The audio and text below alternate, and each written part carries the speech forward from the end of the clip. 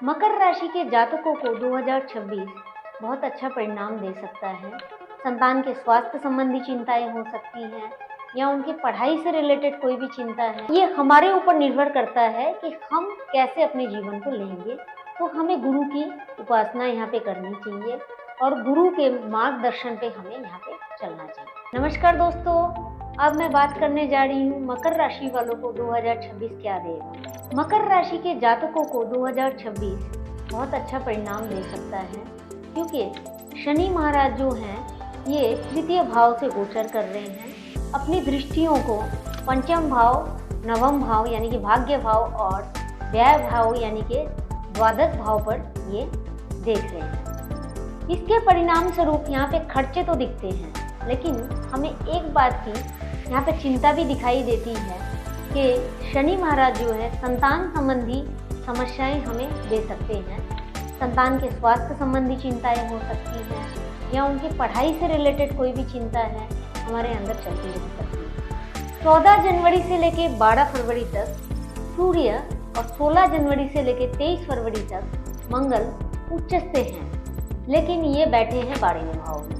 तो यहाँ पे हमें क्रोध और उत्तेजना की अधिकता दिखती है, जिसके कारण हमारी स्लीप डिस्टर्ब हो सकती है, यानी कि नींद में हमें परेशानी आ सकती है, जिसके कारण स्वास्थ्य हानि भी हम यहाँ पे देख पा रहे हैं।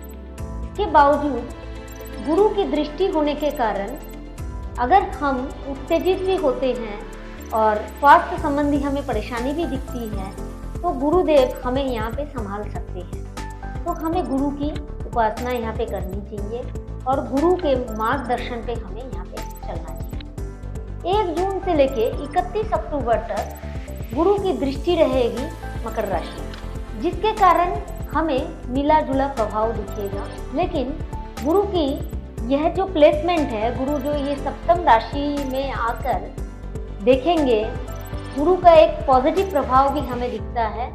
साथ ही साथ हमारे जीवन में जैसे अगर हम घर की प्राप्ति चाहते हैं, गाड़ी खरीदना चाहते हैं या फिर कोई भी सुख संबंधी बातें हमको देखनी है, तो यहाँ पे गुरु हैं, हमें सपोर्ट करते हैं उन सब चीज़ों को देने के लिए। हमें यहाँ साफ साफ दिखाई देता है कि 2026 में हमें पॉजिटिव प्राप्ति हो सकती है, बशर्ते हमें अपने मानसिक तनाव को अपने कंट्रोल में रखना होगा।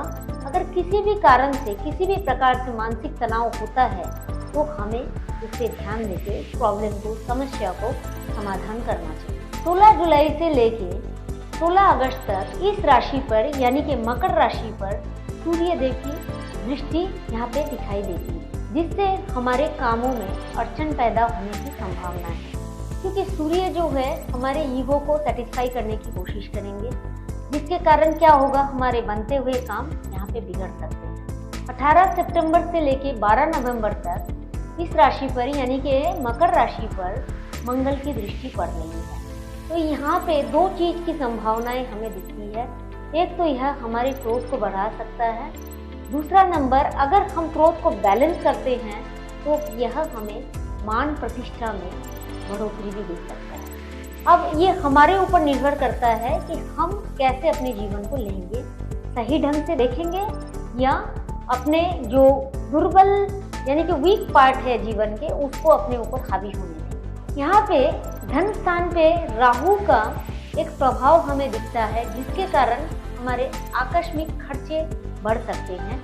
31 अक्टूबर से लेके ईयर एंड तक यानी कि 2026 के अंत तक गुरु जो है अष्टम यानी कि सिंह राशि से गोचर करेंगे, जिसके कारण हमें कठिन परिस्थितियों का सामना करना पड़ सकता है। 5 दिसंबर से राहु की इस राशि पर एक प्रभाव हमें दिखती है, जिसके कारण हमें मानसिक तनाव हमें झेलना पड़ सकता है। घर के वातावरण में हमें नेगेटिविटी दिखेगी, जिसका भी हमें सामना करना पड़ेगा। लेकिन अगर हम शुरू से ही खुद को बैलेंस कर लेंगे तो हम इस परेशानी से दूर हो सकते हैं और 2026 में हम अपने जीवन को सही ढंग से सुचारू रूप से आगे बढ़ा सकते हैं। उपाय के तौर पे अगर आप सूर्य देव की उपासना करते हैं तो निश्चित रूप से आपको यहाँ पे लाभ की प्राप्ति होगी। सूर्य देव को नियमित रूप से जल अर्पण करें, सूर्य नमस्कार करें, सूर्य प्राणायाम करें, थोड़ी देर सूर्य यानी कि सन बथ भी अगर आप लेते हैं तो उससे भी आपको बेनिफिट मिलेगा। और सूर्य देव का मंत्र है ओम घृणी सूर्याय नमः। इस मंत्र का आप 11 से 21 बार नियमित रूप से जाप करेंगे तो आपको निश्चित रूप से लाभ मिलेगा।